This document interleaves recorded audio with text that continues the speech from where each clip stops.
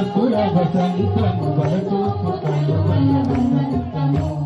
కలికి మగుల నీకు కక్కుల వసంతము వలతూపు కలువను